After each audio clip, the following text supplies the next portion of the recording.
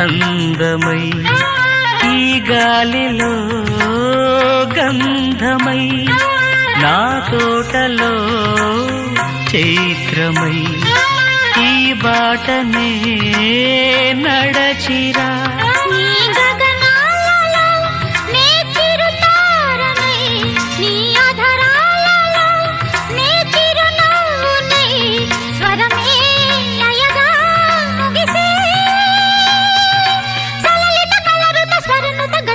గమకము తెలియకని